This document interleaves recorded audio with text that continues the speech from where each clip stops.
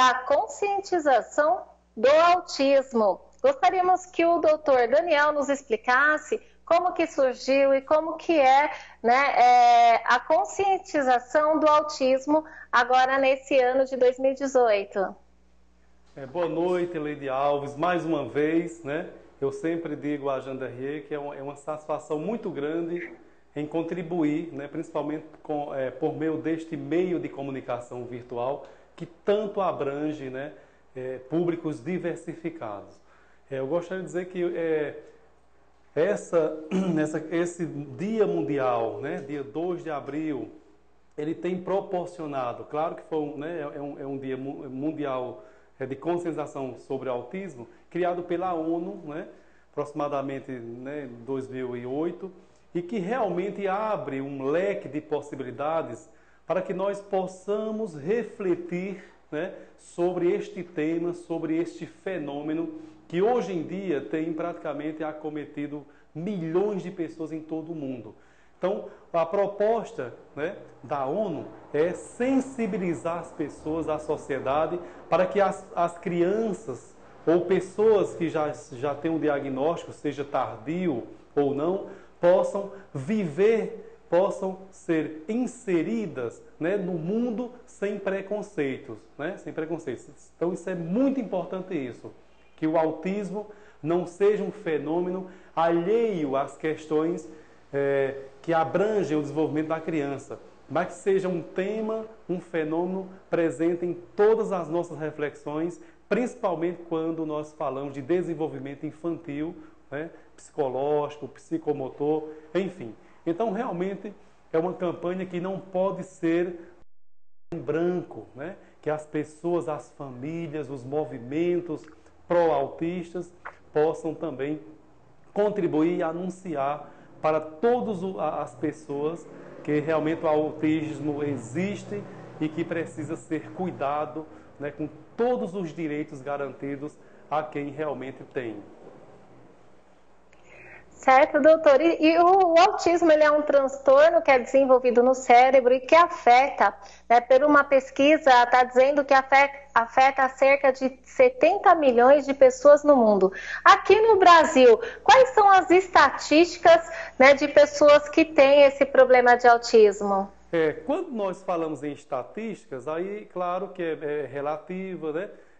A ONU diz que são 70 milhões. A gente sabe que é muito mais de 70 milhões. E no Brasil também aponta algumas pesquisas, as pesquisas mais oficiais, né, científicas, inclusive com apoio da ONU, diz que no nosso país são mais de 2 milhões, né, mais de 2 milhões, esse número realmente que atinge muitas pessoas. Então, mais de 2 milhões de pessoas são realmente acometidas. A gente sabe que é um transtorno, né? Chama-se um transtorno do neurodesenvolvimento ou transtorno do espectro autista, né? A TEA, e que realmente tem cada ano, cada década, né? Conforme as fontes de pesquisas, realmente tem aumentado os índices de crianças, inclusive sendo diagnosticadas tardiamente ou precocemente. Então, realmente são números que, claro, são números quantitativos, que eu acredito que na realidade existe muito mais. Não são apenas 2 milhões, são muito mais, né? Mas são as estatísticas oficiais. Principalmente essas estatísticas que você citou agora da ONU, que é uma referência para os estudos, né? São 70 milhões de pessoas no mundo. No Brasil, mais de 2 milhões. Certo. E como que é feito o tratamento? Como que as pessoas podem buscar um tratamento para esse problema de autismo? Primeiro, o tratamento, e é bom enfatizar, o tratamento ele é multidisciplinar, né? Além de ser um tratamento voltado para o campo da psicologia clínica, né, com a abordagem da terapia cognitivo-comportamental, também tem os tratamentos que vão se somando, né? Tratamento fonoaudiológico, os tratamentos dentro da área da psicopedagogia, neurologia, enfim, são várias linhas de tratamentos, porque realmente o transtorno ele tem, assim como existe uma incógnita da sua origem, né? Nós não sabemos a origem do autismo. Existem projeções, né, teológicas que apontam algumas possibilidades.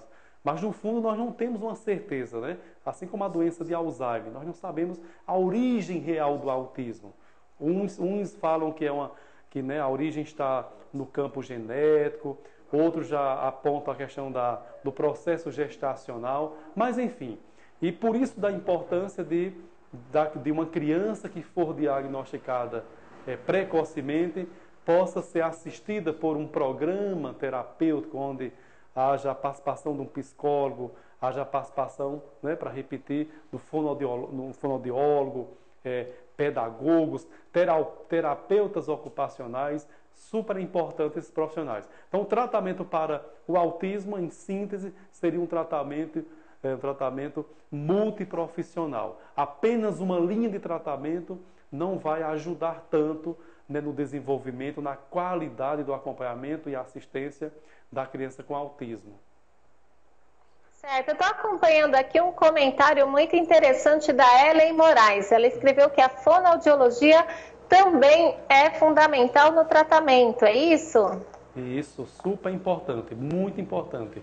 É uma linha que norteia toda uma assistência global, integral, que ajuda bastante.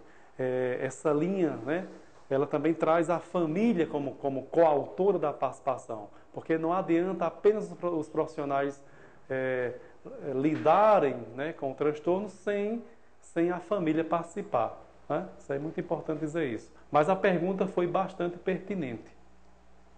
Sim. Também uma última pergunta existe algum tratamento, estudo científico onde teve uma grande evolução no tratamento do autismo? No Brasil ou no mundo também, doutor? Existe a referência nos Estados Unidos, inclusive o Brasil tem parceria, né, se não me engano, na Califórnia, onde estão tentando descobrir, né, por exemplo, algumas medicações, algumas possibilidades de estudar geneticamente o cérebro, né, do autista. Nós sabemos que a grande dificuldade, né, da neurologia seria esse estudo mais neurofisiológico anatômico de um cérebro que ainda está em vida, né?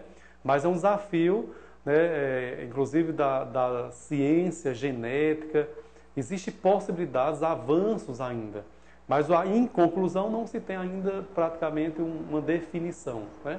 Mas o Brasil tem dado uma contribuição nesse sentido, né, de descobrir novas possibilidades. Existem também os movimentos de tanto profissionais, né, da área da neurologia, da psicologia do desenvolvimento, que lutam também para tirar o autismo como uma doença, né? O autismo não é doença, isso é muito bom esclarecer isso. É um transtorno que, tendo um acompanhamento certo, correto, né, humanizado, com influências de vários setores das ciências da saúde mental, a criança que tem autismo, por exemplo, ela vai melhorando, né? Melhorando as suas capacidades e realmente convivendo normalmente, né, de maneira especial, nas instâncias sociais. Então, a criança autista, que ela seja realmente inserida num ambiente de amor, de carinho, né, de um tratamento integral profissional, ela vai sendo desenvolvida com mais facilidade e realmente vai conviver. Mas a questão das pesquisas do Brasil tem dado uma contribuição maravilhosa, né? Maravilhosa. Inclusive, uma das contribuições que a gente às vezes se esquece em falar é a contribuição dos próprios educadores, né? Próprios educadores. Nós encontramos pedagogos, neuropsicopedagogos, psicopedagogos também, que ajudam bastante. Essas pesquisas, elas estão abrindo um leque para ver o autismo a partir de outras possibilidades de intervenção, né? Nós encontramos autistas hoje no esporte, né? Encontramos autistas hoje nas artes, nas manifestações culturais, enfim. Então, o que era antes escondido, tabu, hoje é revelado pelos estudos científicos, pelas produções de artigos e principalmente por nós profissionais, dentro da psicologia especialmente.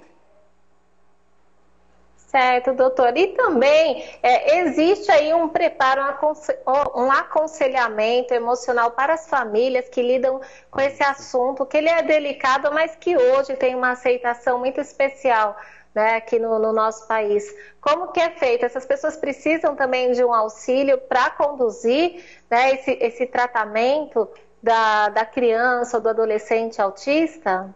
Realmente, Leire, que pergunta, muito boa essa pergunta. A família tem que ser cuidada, né? Principalmente aquelas pessoas que estão mais ligadas à criança, como a mãe, né? Se nós notamos nas clínicas, né? Nos sistemas públicos de saúde mental, que as mães estão mais próximas, os pais estão mais próximos, estão procurando. Então, realmente, os pais, a família de modo geral, tem que ser orientada, tem que ser acolhida, tem que ser instruída para melhor lidar com essa criança, para que haja realmente uma integração familiar. Então, toda terapia, toda linha de tratamento tem que incluir os familiares, porque são os familiares que, às vezes, se não forem bem instruídos, podem ser aqueles que vão esconder a criança. Como a gente sabe que muitas mães, ao receberem o diagnóstico de autismo, acabam, pela sua fragilidade, pelo preconceito, né, da vizinhança, acaba realmente não querendo ou buscar logo, imediatamente, tratamento. Por outro lado, nós também presenciamos um movimento de familiares que estão procurando cada vez mais, que estão preocupados em saber por que minha criança não fala logo já no início, né, de 1 ano e meio, por aí, por que a nossa criança não é afetiva, enfim, por que a criança está manifestando alguns comportamentos que, né, podem ser realmente diagnosticados. Então, a família é super importante e eu creio que nesse nosso Brasil, todos os profissionais, principalmente, como eu sou psicólogo, vou puxar um pouquinho para a minha área, né?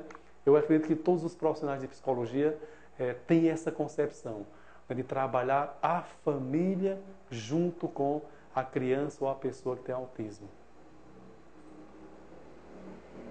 Perfeito, doutor.